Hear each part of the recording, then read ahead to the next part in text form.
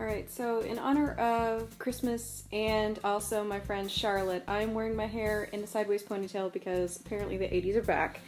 And also wanted to show you guys something really cool about my tree. Alexa, turn on living room. Okay. What I was just demonstrating there is actually something really cool from Leviton. There is a product that they gave to me to try out, and I've still got to post the review on the blog, but I love it because it's hubless and it's smart home. Okay, so what I mean by that is that basically I've got new light switches that are connected around various different parts of the house, and each of these light switches are now command enabled through my voice because I've got them all also connected through Alexa, which is great. So instead of having a separate hub for just my light switches, I can just connect it to my app and then ready enabled with my voice commands and all that kind of stuff because I already have Amazon Echo, so I can just command things through that. Makes things really convenient for me. I have been trying out these new light switches in the master bedroom and the living room and my Christmas tree and other things for the last couple of months, and I really like it. It's a very good product. I've been really impressed so far.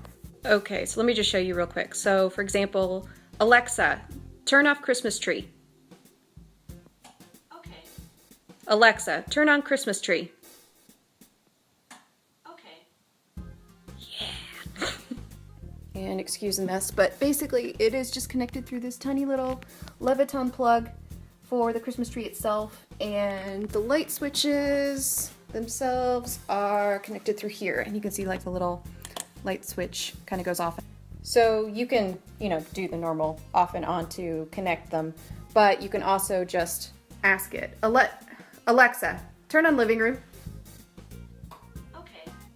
So that in a nutshell is just a simple review of a device that I've been meaning to review on my blog directly, but I've been trying to clip together everything and also include some instructions on how to install. It's basically like any other light fixture, or light switch, I should say.